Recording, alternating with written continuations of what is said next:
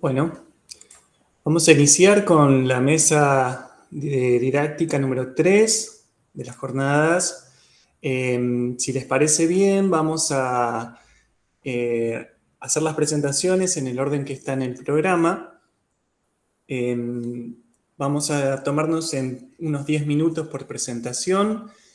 Les voy a estar avisando un minuto antes más o menos para que ustedes puedan ir cerrando la exposición y luego vamos a tener una media hora aproximadamente de intercambios respecto a las presentaciones.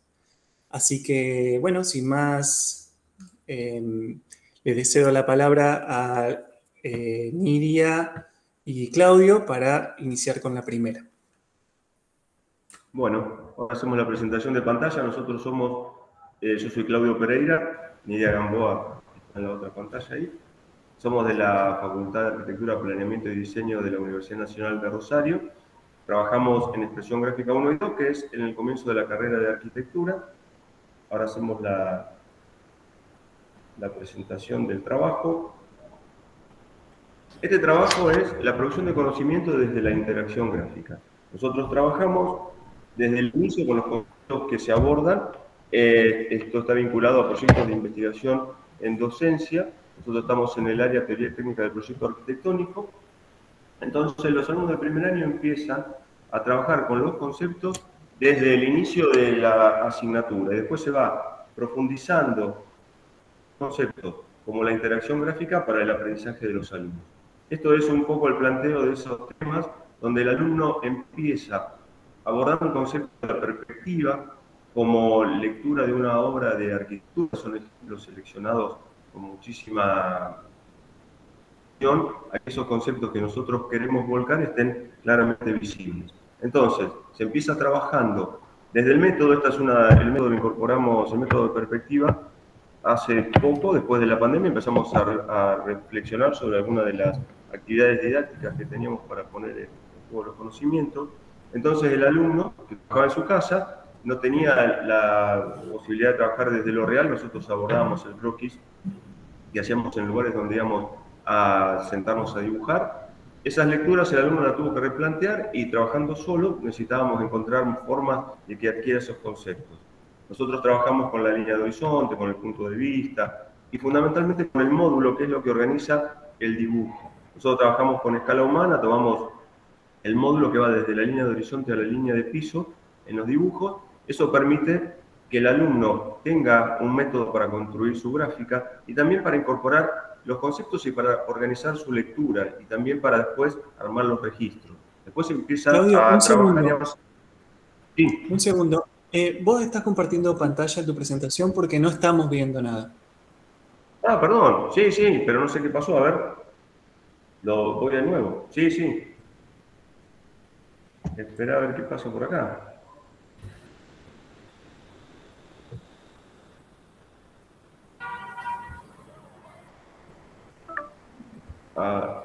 Acá dice, lo sentimos, pero se ha producido un error. Acá me dice que hay un error. Espera que empiezo de nuevo, a ver si lo puedo... Acá me dice que estoy compartiendo, pero ¿no ven ustedes las cosas? No, no se ve. ¿No se ve? No. A ver cómo puedo hacer para que esto se vea. ¿Tampoco pasa nada ahí? No. Bueno, intento ingresar todo de nuevo. Si no salgo y vuelvo a entrar.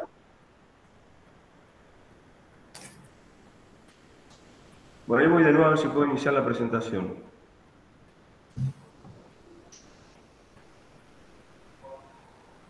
No se ve. No, ahora estoy recién empezando a compartir. Ahora voy de nuevo. Ahora sí. ¿Ahí estamos? Bueno, me alegro. Sí. Tranquilo entonces. Bueno, les decía que nosotros estábamos trabajando en esta iniciación de los contenidos desde primero a segundo año. Se trabaja en continuidad. Esto es la primera imagen que yo les transmitía de cómo organizamos los conceptos, cómo se empieza a trabajar con un alumno de primer año que se acerca a la facultad, es la primera vez que piensa en estos contenidos. Entonces, tenemos toda una transición que va desde el inicio y se va profundizando hacia el segundo año, donde hay toda una acción gráfica empieza a incorporar conceptos, tanto de la arquitectura como de los sistemas gráficos. Acá lo que yo les estoy mostrando es cómo el alumno, incorporando el concepto de módulo, lo tomamos también el modulador de Le Corbusier como ejemplo de ese tipo de conocimientos, empieza a construir perspectivas con método para después pasarlas a dibujo a mano alzada, y para pasarla a dibujo a mano alzada y poder controlar la escala, toma ese módulo entre la línea de horizonte y la línea de piso, que lo usa como unidad de medida para construir, según un método ya establecido, los dibujos en su lámina. La geometría que nosotros acá la presentamos para la organización de las láminas después se va a convertir en un elemento de organización de los registros. Entonces, con eso se plantea toda una reflexión sobre la producción de la idea de proyecto. Tenemos una propuesta didáctica que tiene al estudiante como centro de la atención, pero la gráfica proyectual es un medio y el docente es un facilitador. El docente, estos dibujos que ven en la imagen arriba, son de Paulo Sequeira, que es uno de los docentes de primer año, y ahí se plantea el proceso que se aborda en el aprendizaje. Ese proceso después termina, los dibujitos de abajo son láminas de entregas del primer cuatrimestre de alumnos de primer año, donde se aborda primero la construcción de la perspectiva, porque para nosotros un método de lectura y registro es el croquis perspectívico. La lectura implica desde un lugar, cada uno toma desde el lugar del alumno, hace una lectura, una interpretación de esa obra, de la relación de esa obra, tratando de interpretar la idea del autor. Entonces se ponen en juego esas variables y se trabaja por capas, porque después esas capas son las que nosotros necesitamos para meternos en la gráfica digital. Nuestro objetivo es meternos en la hibridación gráfica, avanzamos hacia eso. Por eso se empieza trabajando en una gráfica a mano alzada que después se incorpora en los primeros años, en el primer año, con el Photoshop, con algunos programas digitales más sencillos, para después avanzar hacia programas digitales que nos permitan trabajar desde la modulación. A veces trabajamos con reinos ceros, hay una variedad de programas que nos sirven para eso. Estas son las láminas de cierre ya de primer año, se eligen ejemplos muy puntuales, los buscamos mucho, son estudiados para poder abordar los intereses del proceso proyectual. Entonces trabajamos, acá está la Casa del Lago de Le Corbusier, tenemos obras de Rafael Iglesias en Rosario que también nos resulta muy interesante, y la de la derecha es una casa de Buenos Aires que es del estudio Botelli. Y bueno, desde ahí se trabaja con todo un proceso gráfico, desde la documentación gráfica que a veces está digitalizada, entonces el alumno tiene mucho material para hacer lecturas propias. Se avanza en esas lecturas propias sacando datos. Hola.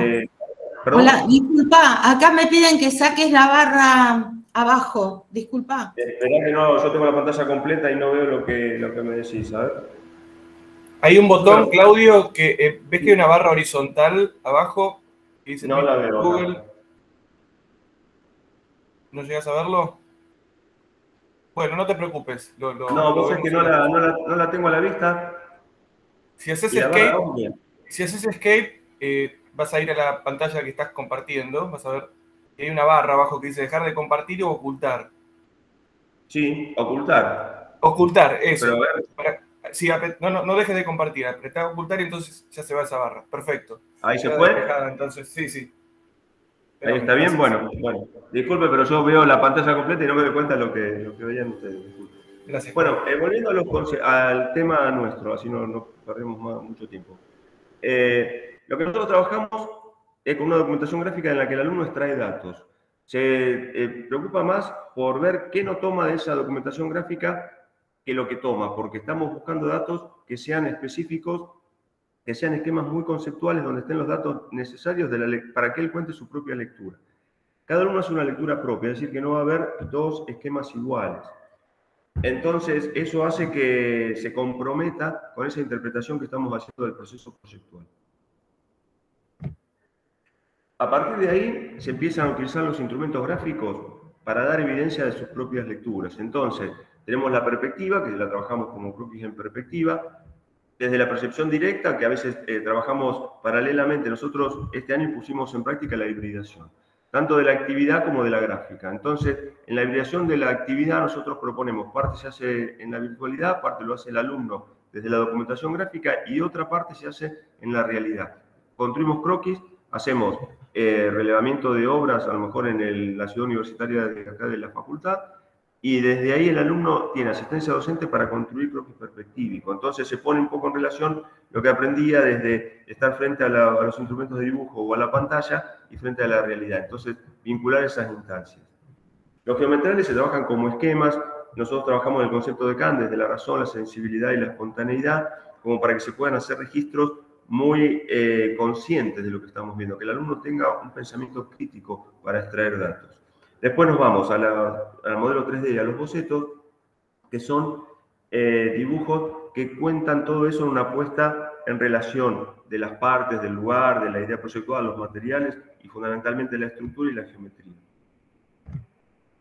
Esta es una de las casas de Rafael Iglesias, que yo les decía, es la casa de la Barranca en Arroyo Seco, que nos permite trabajar con mucho concepto, con mucha idea de la relación de la arquitectura con el lugar, y eso hace que el alumno tenga la posibilidad de un abordaje muy amplio, muy intenso, porque para ellos también es interesante involucrarse con estas cosas y lo empiezan a contar desde muchos recursos gráficos, que es lo que nosotros le podemos aportar desde la asignatura nuestra.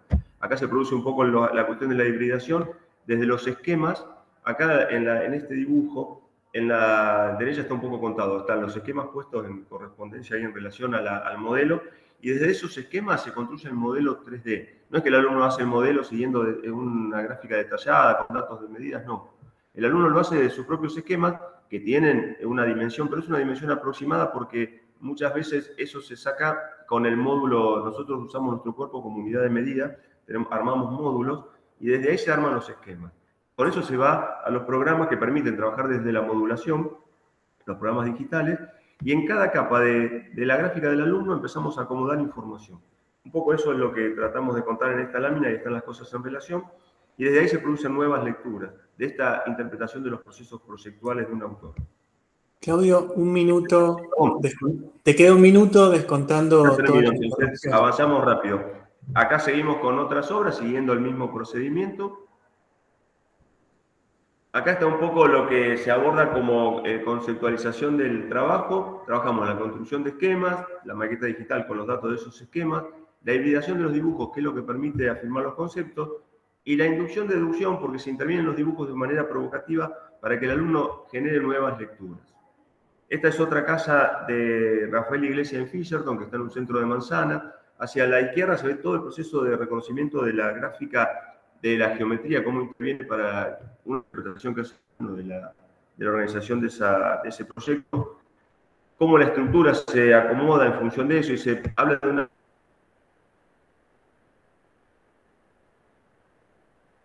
trilogía entre la geometría, el material y la estructura, que son los que terminan componiendo de las imágenes, genera intencionalidad en el relato gráfico, cómo se deforma a lo mejor los croquis, las perspectivas que están a la derecha abajo de esa lámina están exageradas, pero tiene que ver con esa manera de apropiarse del paisaje que propone la obra. Acá en el de la izquierda, en el dibujo, hay una figura, en un corte, una figura humana sentada como volando en el espacio, porque de alguna manera es la intención de relatar esa idea. Esta es la obra que yo decía de Boteri de Buenos Aires, y es la Casa del Árbol, y bueno, también se arma todo un relato gráfico que está contado, es una narrativa didáctica donde el alumno va poniendo todos los conocimientos en relación, y nos interesa mucho esa cuestión de la interpretación de cada uno, que después se pone en juego. Nosotros trabajamos en la hibridación gráfica, pero también en las enchinchadas, ya sean virtuales y presenciales, entonces se va negociando entre la instancia cómo se trabaja con esos contenidos. Este es el estudio de Peter Sutton en Suiza, y también se induce a la geometría para el armado de toda la recomposición de los elementos de la obra. La figura humana, se usa el color rojo para dejar en evidencia los conceptos y enfocarlo desde ahí. Y esto es lo que nosotros llamamos la síntesis del trabajo. Acá está enfocado, esto es una enchinchada virtual donde hay seleccionados 5 ejemplos, pero se trabajan los conceptos de contexto, forma, espacio y la interpretación que el alumno hace de todas esas cuestiones en relación de cada una de las obras. Son los 5 ejemplos que tomamos para trabajar este año.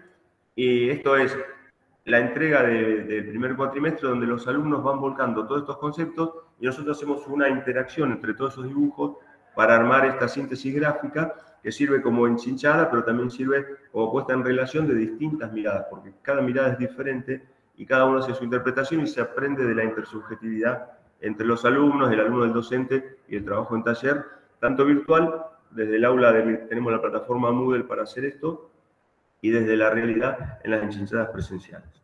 Bueno, si estoy con el tiempo, ya hasta acá llegué. Perfecto, Claudio. Sí.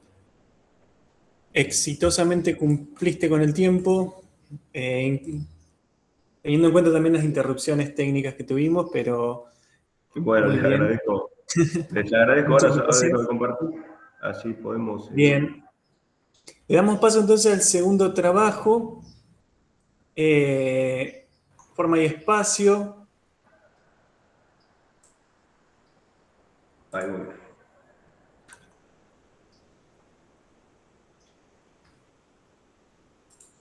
Cuando quieran compartir, iniciar. Nidia. Oíme, ¿no lo tenés vos ahí? ¿Lo podés compartir por las Bien. dudas? Lo tengo, yo lo comparto directamente. Lo dejo reproducir y después ustedes toman la palabra. Bien, bien. Gracias.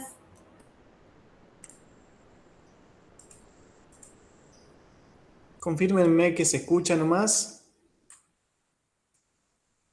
Forma y espacio. Categorías Sí, se escucha. las arquitecturas de borde del Paraná.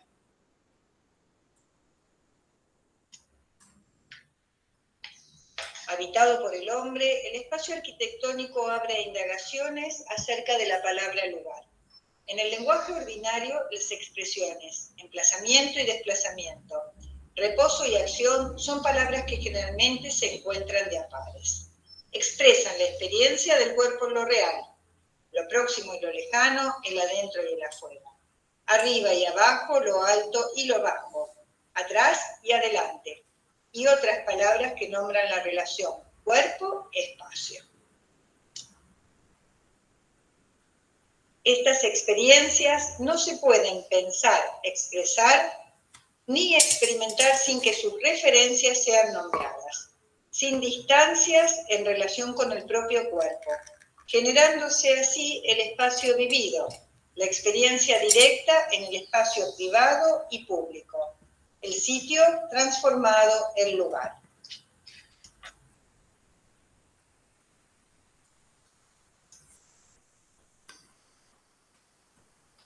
La metodología del trabajo se centra en la operación crítica como experiencia reflexiva sobre la producción disciplinar. Irrumpe con la mirada intencionada de quien opera. La indagación es un trabajo que no concluye.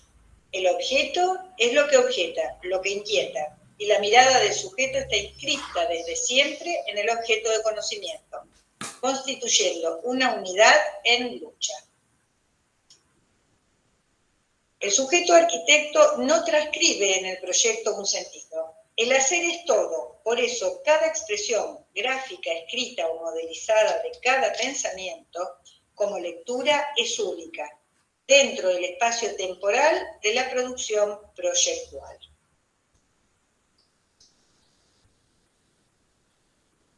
Estas arquitecturas que exploran la barranca arquitecturizándola se perciben como recorridos, miradores que ocultan espacios interiores. La forma se percibe en estos casos como espacios de recorrido, escaleras pausadas o de fuerte pendiente, rampas, descansos panorámicos, techos parquizados. La continuidad de su condición, ocultan y revelan, poniendo en crisis la cuestión de separar para conocer. En la ciudad se proyectan a lo largo de su construcción escaleras y escalinatas de ladrillo cerámico, calles con fuertes pendientes, túneles que vinculaban un alto con un bajo, lo que permitió la concreción de las actividades comerciales y productivas, llegar hasta el nivel del agua para poder embarcar mercaderías y cereales. Fue uno de los principales objetivos de la construcción de dichas conexiones. Circular por la ciudad de arriba, pero también circular por el bajo.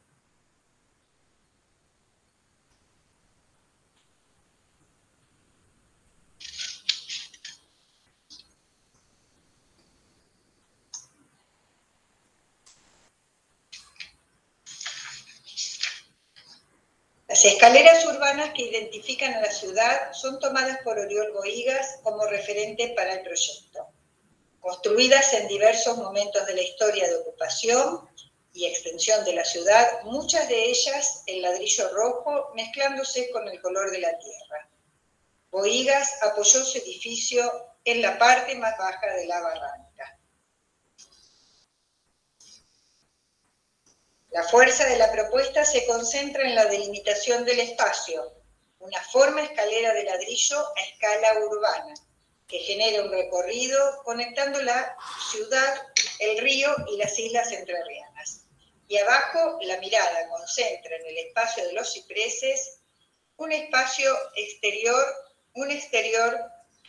en el interior del edificio.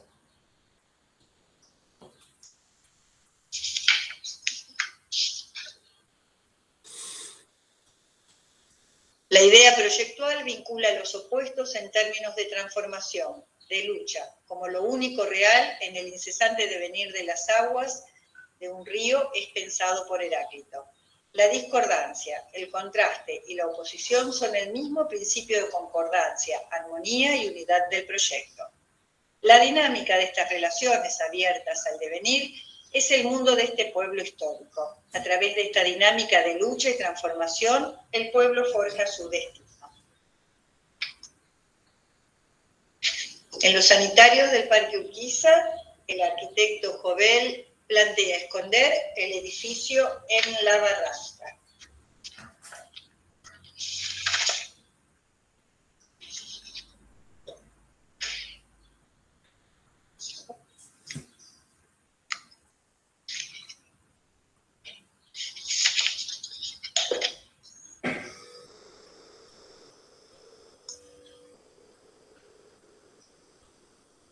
En el caso del aulario de la Universidad Nacional de Rosario, la universidad pública se hace eco de la historia urbana, aprovechando la pendiente de modo de permitir la mirada al paisaje desde los edificios existentes.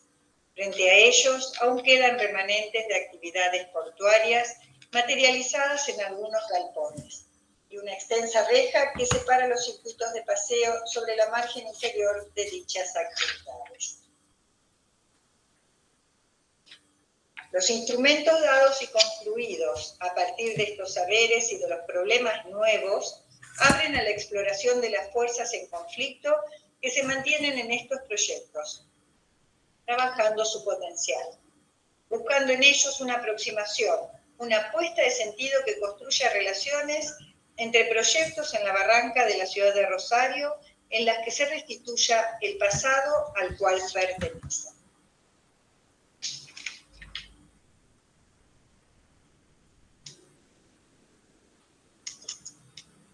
Estoy grabando para mí.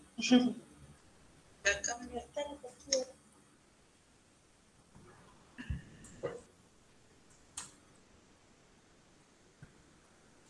Bien.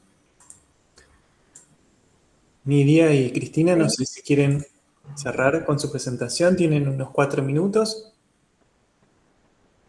Bueno, las dos presentaciones ustedes habrán visto que tenemos realmente una tendencia a trabajar la arquitectura local, tanto las casas en la primera presentación de Claudio de Rafael Iglesias, como las arquitecturas de la barranca del proyecto de Borde. Para nosotros rescatar ciertos valores de la arquitectura local para la enseñanza es importante y consideramos a la ciudad como un lugar de aprendizaje, a la ciudad y su región. Y nos parecía interesante compartirlo con ustedes. En todo caso, dejamos para después si hay dudas o preguntas que quieran hacer y cedemos el espacio a otro grupo. Bueno, muy bien. Perfecto. Entonces, pasamos a la siguiente presentación. Muchas gracias, Nidia y Cristina. Pablo, es tu turno. Cuando quieras iniciar.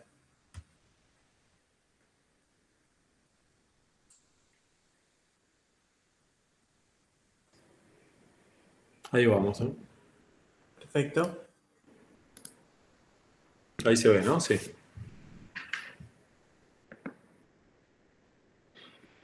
¿Estamos ahí? ¿Me escuchan bien? Perfecto, Sí, sí. cuando quieras. Gracias. Bien, yo, bueno, soy Pablo Remes Lenikov, soy de la Facultad de Arquitectura de La Plata, profesor de proyecto del taller de Arquitectura 7 y taller de teoría. El centro siempre de nuestros trabajos, de nuestra enseñanza y nuestro marco de investigación siempre tiene que ver con el proyecto y la manera de llevar adelante el proyecto. Dentro del marco del taller, bueno, en ambos espacios, sí, estamos trabajando desde hace unos años en una cosa que llamamos que es la enseñanza de proyecto a partir de las intensidades. Esta idea de trabajar con la intensidad, lo que buscamos es acotar el campo de posibilidades operativas de los estudiantes, de manera que la intensidad sobre la cual elijan trabajar o que nosotros podemos proponer para empezar a trabajar sea el motor del proyecto que lleven adelante. Entendemos al proyecto como un campo amplio de intensidades y lo que hacemos es seleccionar, separar una de esas intensidades para trabajar en profundidad sobre ella y luego de alguna manera decantar sobre el resto. De alguna manera lo que hacemos es construir un campo de decisiones posibles para poder construir ese pensamiento proyectual en profundidad. De alguna manera, lo que vamos haciendo con este campo ecológico de decisiones que estamos construyendo tiene que ver con reducir el campo de acciones sobre el proyecto para potenciar el origen y potenciar aquello que venimos trabajando. De alguna manera, esa intensidad en términos de Derrida se convierte en ese animal que estoy siguiendo, como dice Derrida en su texto. La idea es que la intensidad domine el proyecto y sea quien desencadene y lleva adelante aquello que estamos hablando, lejos de prejuicios, construyendo prácticas para que cada estudiante pueda profundizar lo que está haciendo.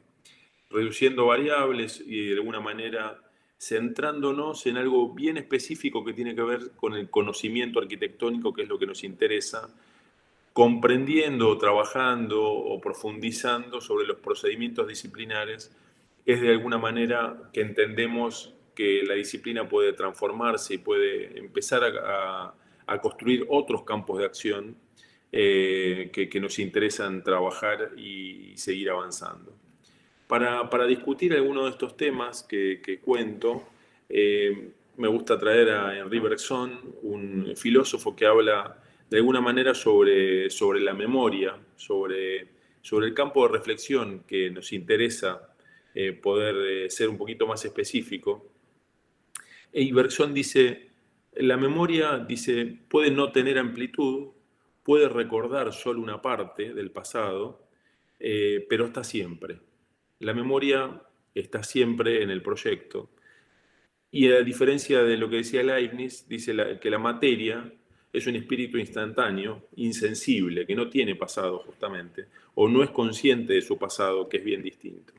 Para nosotros la memoria, para Bergson en realidad la memoria, la conservación y acumulación del pasado en el presente es uno de los conductores del proyecto y uno de los conductores de esa conciencia que esperamos poder tener en el proyecto. Toda esta conciencia respecto a lo que hacemos, respecto a la memoria, también de alguna manera es acumulación del porvenir, es lo que viene. Toda conciencia, dice Bergson, se ocupa de lo que es en vista de lo que va a ser. O sea, tiene esa memoria del pasado y una conciencia de lo que viene por delante. Dice Bergson, retener lo que ya no es y anticiparse sobre lo que aún no es. Esa es la primera función de la conciencia. De alguna manera, para la conciencia también no hay presente, porque el presente es un instante matemático muy pequeño. Es eso que Bergson llama duración, ¿no? Esa idea de que en cada instante tengo el pasado, el presente mínimo y el futuro.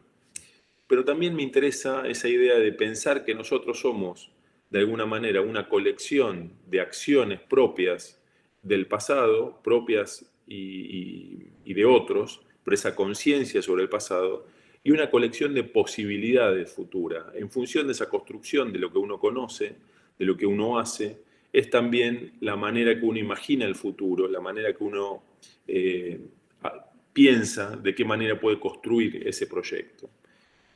Y acá tiene que ver con el título de la presentación, que justamente habla de los gradientes en el reino animal con el cual convivimos, que tiene que ver con las destrezas y capacidades, pero también tiene que ver con la posibilidad en el proyecto. Dice Bergson que existen como dos polos opuestos en el reino animal que tienen que ver. Uno es la reacción mecánica y el otro tiene que ver con la capacidad de elección que tenemos los seres humanos. Porque en realidad, y esto pasa muchas veces con el proyecto, a veces se trabaja mecánicamente, repitiendo, sin capacidad de elección, y otras veces los seres humanos elegimos lo que queremos hacer. Para elegir también es cierto que hace falta conocer y hace falta saber hacia dónde vamos y saber las consecuencias. De alguna manera esa conciencia que está diciendo Bergson es elección. Cuando hay una mecánica no se puede elegir eso que hacemos. Para poder llevar adelante este pensamiento consciente sobre el proyecto, la materia justamente es el motor sobre el cual avanzamos y sobre el cual operamos ese campo proyectual. Porque la materia es la que nos va a dar esa inercia, esa geometría, esa necesidad, esos límites de alguna manera que hace que tengamos el esfuerzo y podamos trabajar en función de nuestro proyecto. Conciencia y materia, de alguna manera, también se presentan como formas diferentes, en el sentido que decía antes con Leibniz, que la materia no tiene conciencia donde está. La conciencia la pone el proyecto, la conciencia la pone el proyectista que está ahí. La conciencia, de alguna manera, es esa unión de la memoria con la libertad y no se detiene nunca. La materia, en cambio, tiene un fin, se acaba, termina. Y la energía que despliega la materia es lo que nos provoca el hacer proyectual. Por eso, de alguna manera, siempre decimos que la libertad se elige. Los grados de libertad los elegimos cuando hacemos un proyecto. Las decisiones mecánicas nos van a llevar solo a caminos conocidos dentro de un campo ya acotado de libertades.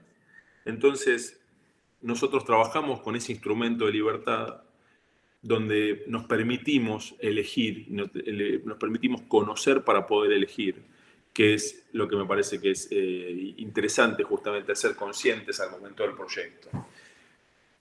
La materia, que va a ser lo que nos condicione, es lo que nos va a ser nuestro instrumento de libertad justamente, porque de alguna manera necesitamos esa materia para que el hecho arquitectónico suceda, el esfuerzo proyectual suceda, y lo que reclamamos para esa materia es intensificarla justamente para poder llevarla adelante.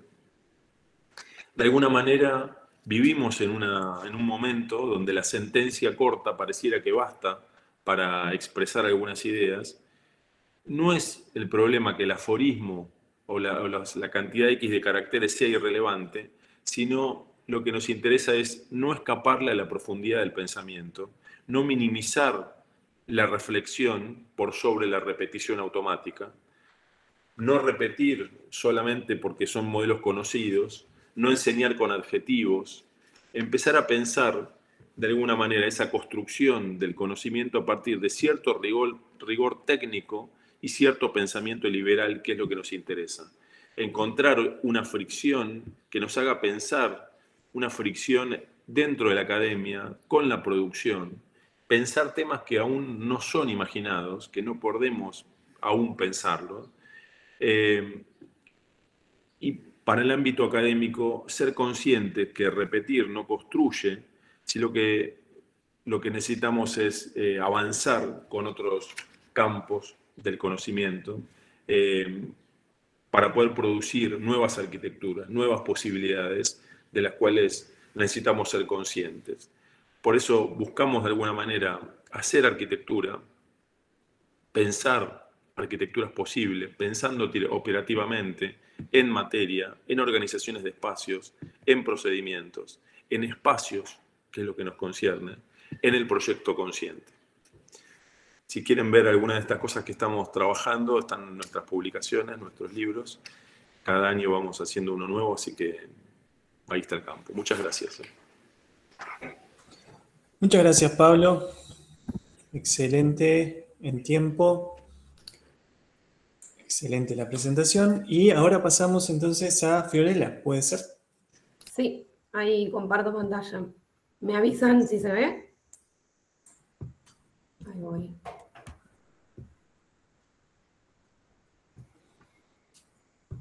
Ahí se ve, Fiorella. Sí. Bien, perfecto. Cuando quieras. Bueno, yo, como ya dijeron, soy Fiorella Bacharello, formo parte del Laboratorio de Investigación Proyectual de la FAU, que Pablo Remes es el director, y también formo parte del taller de arquitectura, que él, comentó las experiencias, ¿no?, dentro del taller. Yo lo que voy a exponer ahora son una serie de reflexiones acerca del espacio, ¿no? El espacio yo lo relaciono con lo performático y lo multivectorial. Primero, la primera pregunta que me hago es, ¿cuándo, cómo y para qué relacionar el proyecto con el espacio performático, ¿no? Entonces, para eso, entender un poco esta condición que viene de otra disciplina, en donde entendemos que la performance en realidad no tiene éxito o fracaso, sino que debe observarse la transformación o la experimentación de la experiencia. Los actos performativos no expresan una identidad preconcebida, sino que más bien generan identidad, y ese es su significado más importante.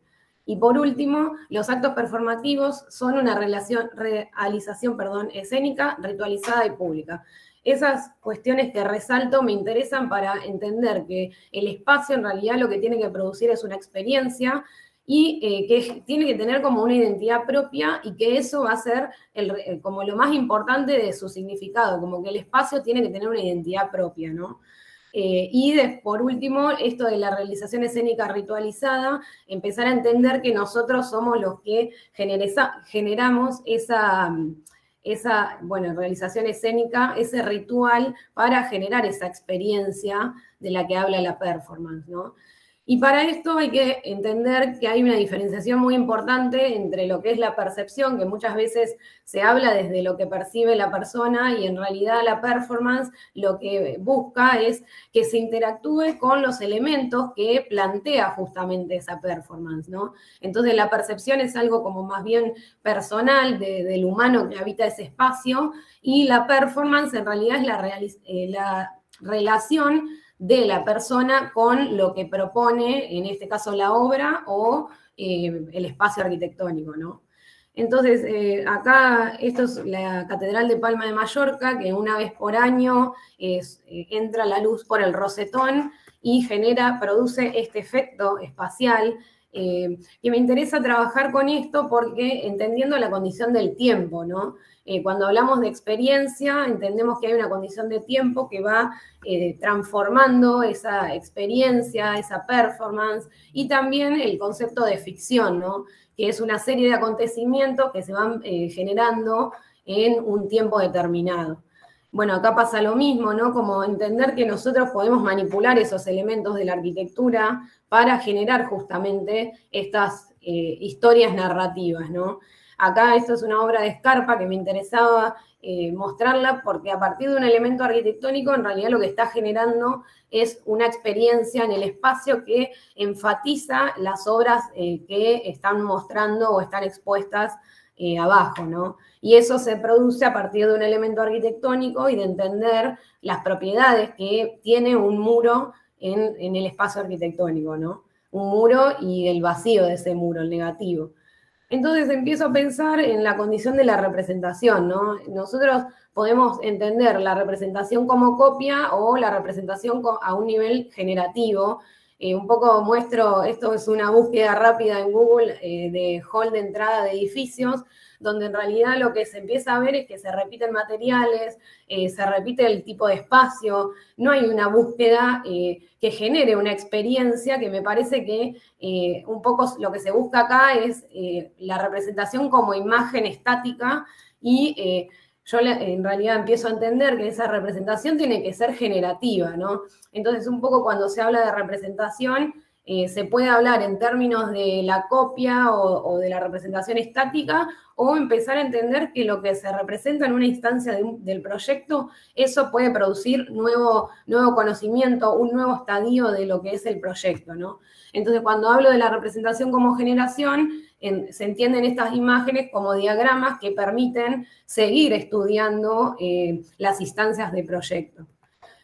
Bueno, este es un concepto que se llama simática, que lo desarrolla un médico científico, donde él genera a partir del sonido y la vibración y una membrana y materia, digamos, a partir de esas vibraciones se empieza a modificar esa materia y empieza a generar imágenes que él acá dice, esta foto no muestra ni un pato ni un cisne a punto de lanzarse al agua, ¿no? Y bueno, y después dice que es uno de los muchos dibujos que genera el sonido, ¿no?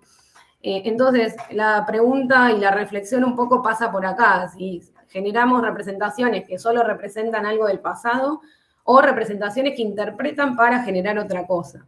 Un poco Nicolás Bourriaud habla de esto de la postproducción, entendiendo que todo lo que nosotros vemos y todas las imágenes que ya están creadas, tenemos que tomarlas para saber qué hacer con eso, ¿no? Entonces, acá en esta obra se empieza a repetir esa condición de la Mona Lisa y también se empieza a transformar, y eso genera una nueva como narrativa, una nueva ficción, y me interesaba esta imagen que vandalizaron la Mona Lisa, donde también tiene este carácter performático del tiempo, donde esto genera una nueva imagen y a su vez me interesaba cómo las personas están con los celulares viendo lo que pasó con ese cuadro, ¿no? Entonces me parece que esto es interesante para repensar el proyecto desde la generación y desde la representación. Entonces, ¿cuándo relacionar el proyecto con el espacio performático? Yo divido en 3 instancias proyectuales, primero la generativa, la performática y la apropiación. La generativa y la performática son parte del proyecto del proyectista y la apropiación es ajena al proyectista. ¿Y cómo relacionar este proyecto con el espacio performático? Bueno, como decía, primero hay una instancia de proceso geométrico formal, esto es un proyecto mío, y el proceso performático lo que va a hacer es justamente meterse ya con los temas del espacio y la manipulación de esos elementos para absorber diferentes cuestiones, como por ejemplo la luz, el sonido, la secuencia espacial. Entonces, un poco relacionarlo con lo performático y con las otras artes, lo que nos hace ver es cómo, por ejemplo, en un recital, estamos como generalmente estimulados por las luces, por los sonidos, etcétera, y cómo entender esto como vectores que van a transformar ese espacio, ¿no? Entonces el espacio deja de ser un vacío y empieza a ser materia que nosotros podemos trabajarla. Bueno, esto es una obra performática, espacio en movimiento, y cómo esto es NonoTAC, se llama el estudio, y cómo podemos nosotros entender el espacio como un negativo, o sea, el espacio negativo, el espacio vacío que le llamamos, como un campo de fuerzas, ¿no? Que modifican y transforman ese vacío. Entonces, yo entiendo como 2 tipos de espacio. En principio está el espacio físico, que sería lo que ya conocemos, el eje Z, X e Y, y el espacio vectorial, donde en realidad empiezan a incidir un montón de cuestiones, como yo acá, por ejemplo, pongo el sonido y la luz, y todo eso va a generar lo que se llama el espacio performático, ¿no? Bueno, entonces entendemos que esto, a partir de la generación del proyecto, se forma a partir de la experiencia espacial, y también lo que nos interesa no es buscar un resultado espacial, sino que entender que a partir de la manipulación de esa materia podemos generar diferentes tipos de espacios, empezar a replantearnos cómo es, ¿no? Y el para qué, bueno, acá hay un texto, una cita de Doberti, que habla de la lógica del habitar en el libro Espacialidades. Él habla de los comportamientos y las conformaciones, ¿no? En realidad, bueno, acá dice, los comportamientos están indicados, posibilitados y delimitados por las conformaciones que les corresponden. Es decir, la arquitectura, lo tangible y los elementos que posibilitan la experiencia. Entonces, entender que nosotros, la lógica del habitar no pasa simplemente por la percepción que tiene la persona en ese espacio, sino que empieza a haber un detrás donde están los comportamientos y las conformaciones, que nosotros lo que podemos manipular justamente es la conformación de esa materia para producir esos comportamientos de la persona habitando ese espacio.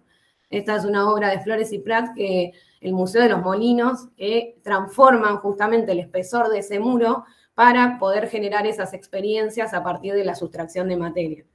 Entonces, un poco la reflexión es empezar a entender esta cuestión entre la representación y la presentación, ¿no? Como entender si estamos representando, bueno, también estamos presentando algo. Acá dice el prefijo re, en realidad lo que hace es intensificar. La representación está estrechamente ligada a la generación. No se puede representar algo que no se está pensando desde el momento cero. Y las representaciones, valga la redundancia, son representativas y generativas en un proceso infinito. Lo que tenemos que empezar a pensar son en mecanismos dinámicos de esa representación y empezar a entender las propiedades de lo intangible, modelar y transformar los elementos tangibles y, por ende, o en consecuencia, los comportamientos de los actantes. Entonces entendemos que la condición de tiempo es primordial y que hay una condición procesual que influye sobre la condición de resultado final. Muchas gracias. Muchas gracias, Fiorella. También muy buena presentación, cumpliendo con el tiempo además. Y nos queda el trabajo entonces de Diana y María. Cuando quieran también pueden iniciar. Muy bien.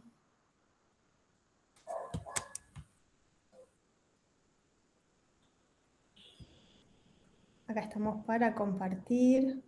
¿Se ve bien? Perfecto. Bueno, muy bien. Yo soy María Mandagarán, diseñadora gráfica. Trabajo junto a Diana, la doctora Diana Rodríguez Barros, en la electiva de narrativa visual y narrativa visual de los últimos años de la Facultad de Arquitectura, de la carrera de Arquitectura de la institución de la Universidad Nacional de Mar del Plata.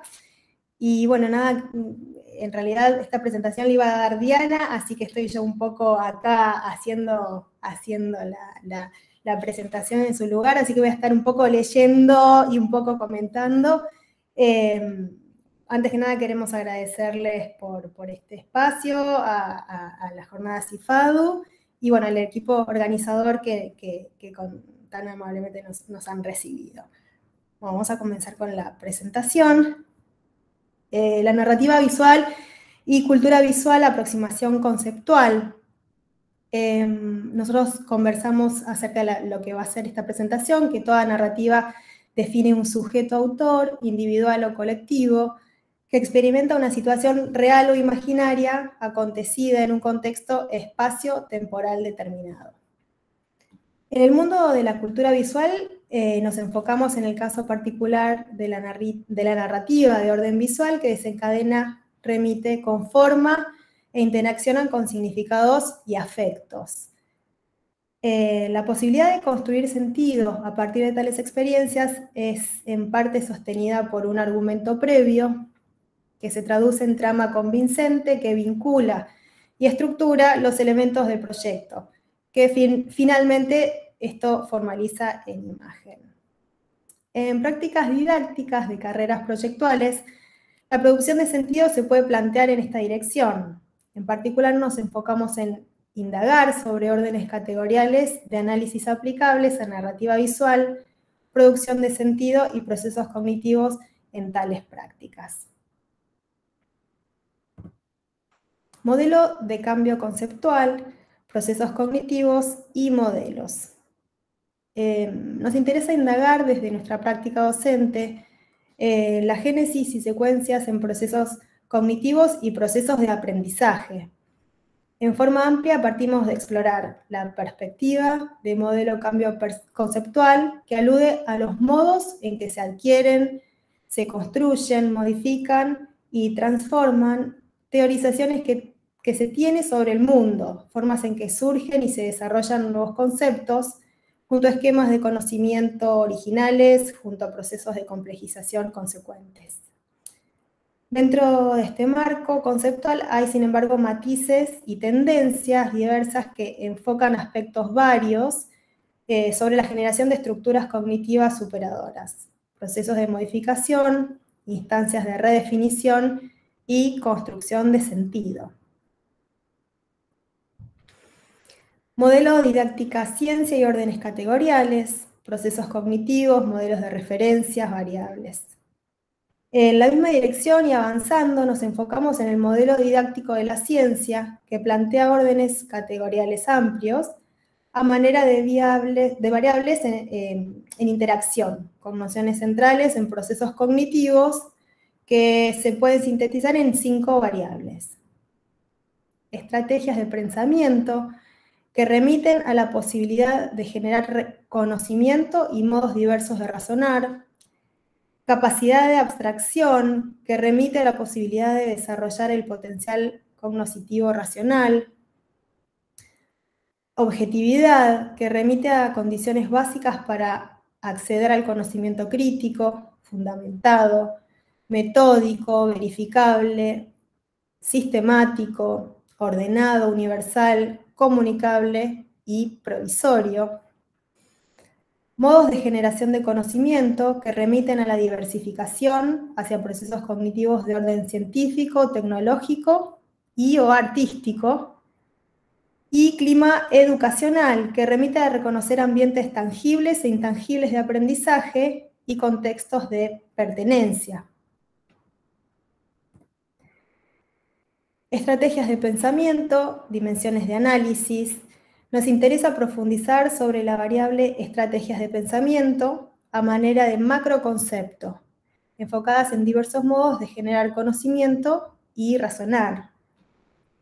De manera amplia, propone dimensiones de análisis que se enfocan en el grado de interacción y fluidez, nivel de complejidad de razonamiento, capacidad de organización de lo desorganizado, descentramiento temático, usos de conceptos históricamente producidos, lo individual y lo grupal, el grado de percepción del clima educacional de la experiencia didáctica.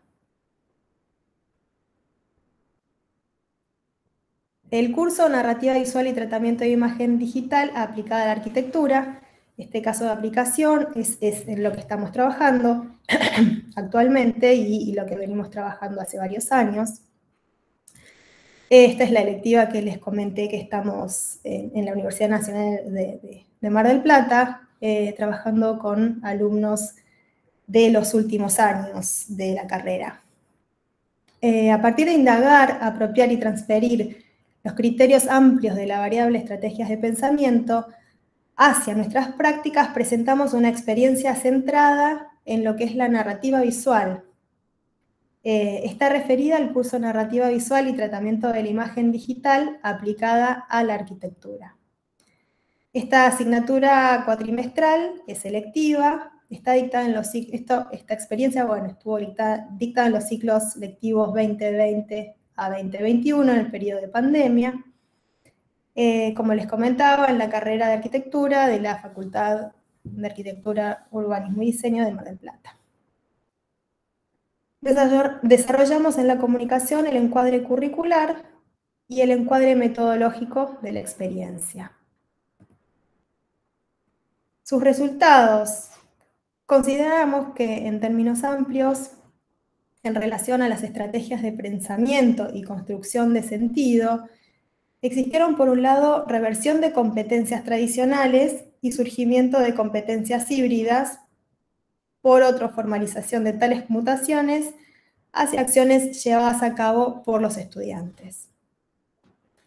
Con respecto al grado de interacción y fluidez en procesos cognitivos, acciones referidas a fluir, mirar y habitar interfaces.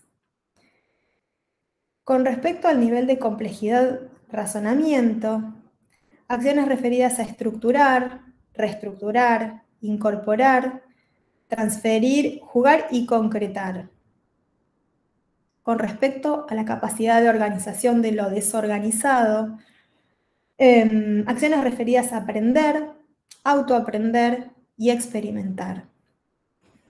Con respecto a descentramiento temático, acciones referidas a crear y recrear, remezclar, reversionar e interactuar.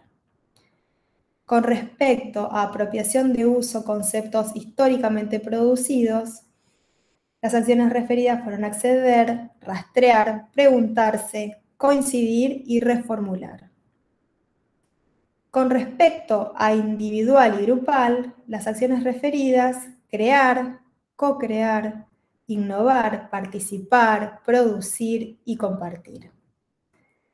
Con respecto a grado, percepción, clima educacional, acciones referidas fueron participar, apoyar, interactuar, permutar y colaborar.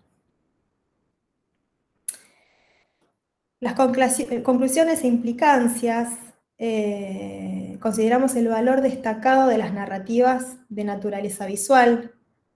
Distinguimos el uso de la narrativa visual como recurso de conocimiento e interpretación. Identificamos efectos e influencias positivas que ejercen las narrativas visuales en procesos cognitivos y creativos. Destacamos la producción de sentido o significación en procesos cognitivos.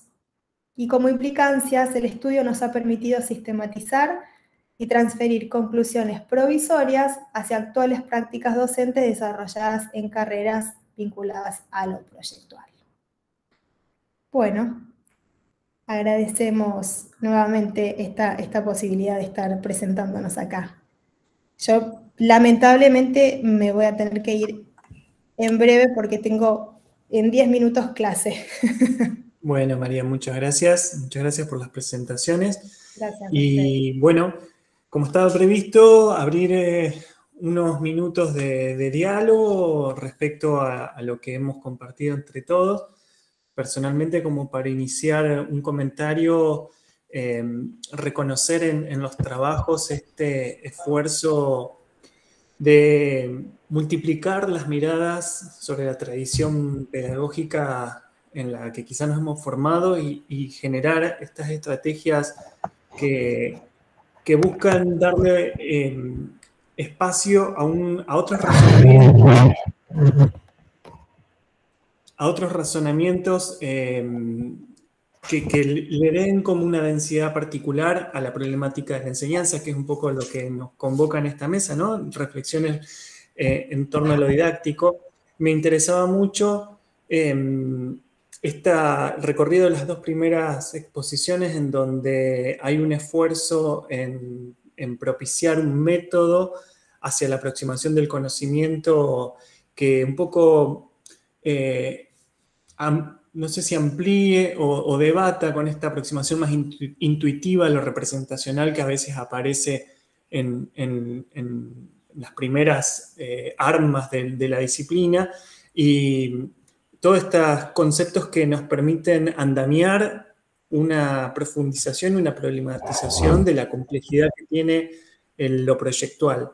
Y en el recorrido hacia el final, con lo que acaba de exponer María, estas preocupaciones también por ampliar hacia el campo de lo cognitivo, ¿no? del problema del aprendizaje, un poco poniendo a la par de la densidad conceptual de la disciplina, de sus propias discusiones sobre lo espacial, sobre el habitar, sobre los recursos del proyecto, esta preocupación también sobre cómo los estudiantes pueden pensar o aprender o dinamizar la problemática de cómo piensan dentro de la práctica proyectual, que, bueno, me siento particularmente identificado por la propia línea de mi trabajo que expuse ayer. Así que esta coincidencia que expone la mesa y que creo que muy bien ha sabido resolver la coordinación de las jornadas, creo que refuerza lo que cada uno aporta en su mirada, y es muy interesante encontrarnos debatiendo y preocupándonos por estas cuestiones. Bueno, no sé si alguno quisiera ampliar, hacer algún comentario, alguna pregunta para compartir unos minutos más.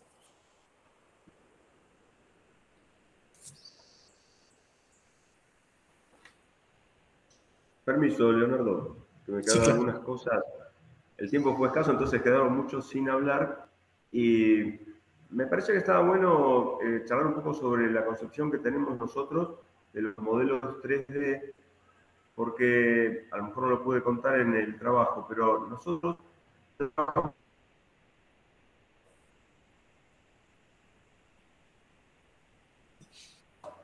para poder ver algunas cuestiones conceptuales. No lo tomamos nunca como imagen completada en sí misma. Claudio, se corta mucho. Era uno de los problemas que nosotros tuvimos.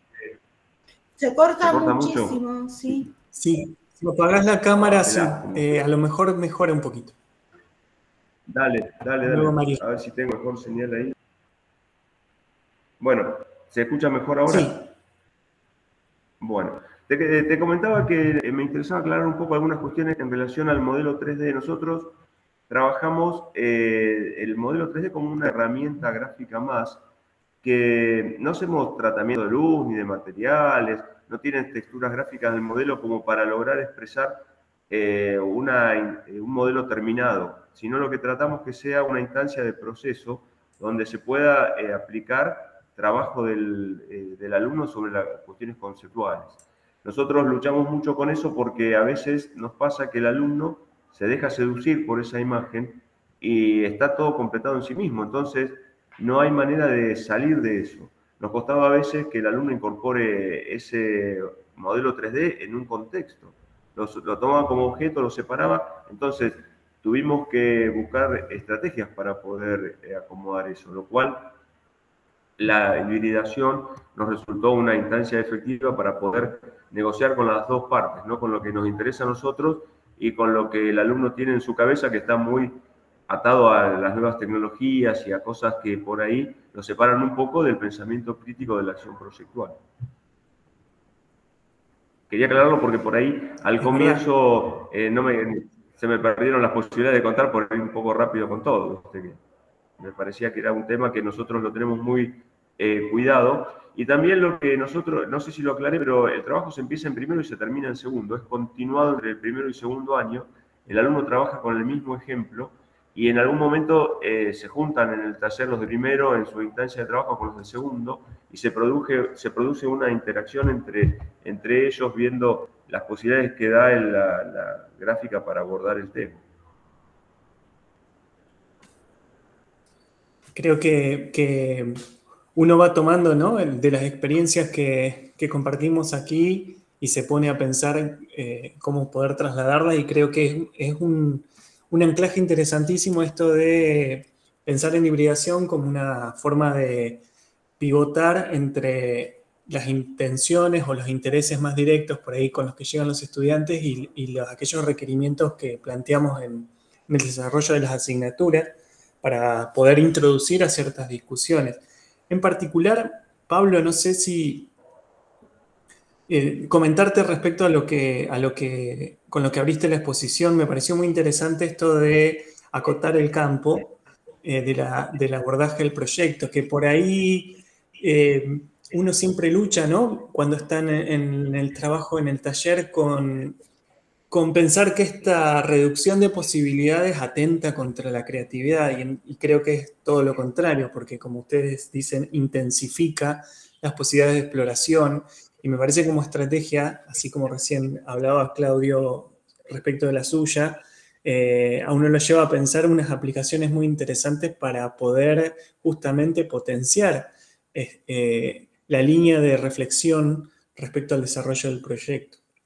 Sí, ahí nosotros cuando enseñamos proyecto en realidad entendemos que no estamos ensayando una práctica profesional, sino justamente que es una reflexión académica dentro de un marco de experimentación, si se quiere de alguna manera, que sirva para el futuro. Entonces lo que hacemos es dividir, como acá los talleres son verticales y tenemos 6 niveles a cargo, dividimos intensidades según semestres y según niveles, ¿no?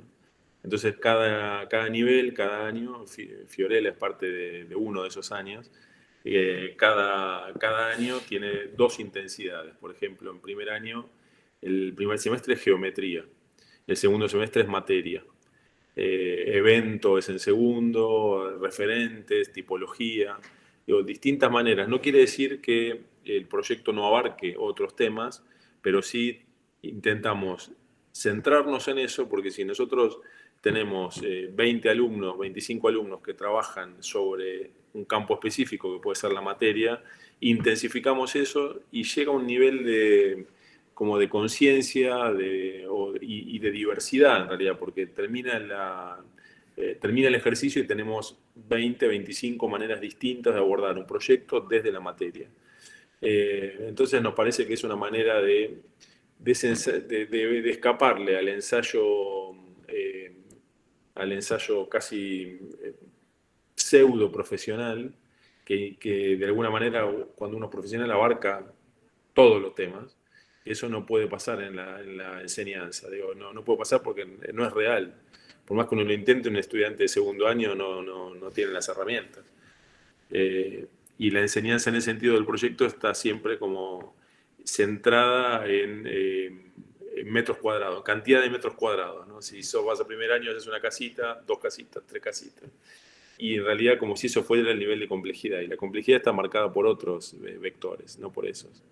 Entonces, de alguna manera, por eso esta idea del proyecto consciente contra el proyecto mecánico tiene que ver con esto, porque si uno se queda con la mecánica del profesionalismo, la repetición es muy fuerte.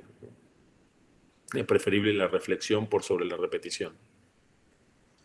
Ahí estaban los libros nuestros, sí. Ahí estaban los libros que venimos haciendo año a año para que vean ejemplos, de esto. Perdón, Leonardo. No. Iba a decir que se nota la relación directa, justamente porque Fiorella trabaja en la cátedra, pero yo también lo entiendo en esta línea un poco, me dirán Cristina y Nidia, porque ellas hablan, ¿no?, de encontrar características propias en la arquitectura que puedan ser como eje de discusión para el proyecto, y un poco lo que plantea Fiorella también, ¿no?, en introducir una discusión que sea la promotora de esta intensidad, y ahí vamos cruzando las distintas ponencias, que me parece que son las líneas de trabajo más interesantes para revisar, ¿no?, la práctica didáctica con la que se viene desarrollando la disciplina, y que creo que empezamos a expandir en estas propuestas de todos ustedes.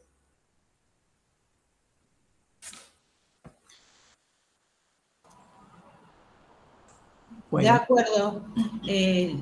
La construcción parte de pensar un trabajo colaborativo, o sea, que cada paso que se dé en un proyecto ayude a la comunidad que ejerce las prácticas, no pensando en la originalidad como valor solamente, sino que cada proyecto es un aporte a un proceso de conocimiento colaborativo. Esa es nuestra intención. Y la humildad de saber que somos deudores de una tradición nos vuelve, ¿no?, más a ese trabajo en común, sin dejar de lado lo propio, poner lo común como nuestro objetivo. Exactamente, coincido totalmente. Bueno, no sé si alguien quisiera hacer algún comentario más. Si no, solamente agradecerles. ¿Sí? Simplemente agradecer. No, simplemente agradecer el espacio y el momento. Muy buenas presentaciones, así que gracias. Bueno, sumo mi saludo y mi agradecimiento a la mesa, sí. Muchas gracias. Entonces, vamos a cerrar entonces la jornada con la mesa. Gracias a todos por participar, y bueno, estaremos viendo luego las publicaciones de todas las ponencias con más tiempo para poder revisarlas. Muy agradecido por la invitación a coordinar también a la Secretaría, y los despido hasta próximos encuentros. Muchas gracias por participar. Muchas gracias. Muchas gracias. Chao, gracias. Gracias, Leonardo. Gracias. Chao, Pablo. Hasta luego. Hasta luego, Nidia.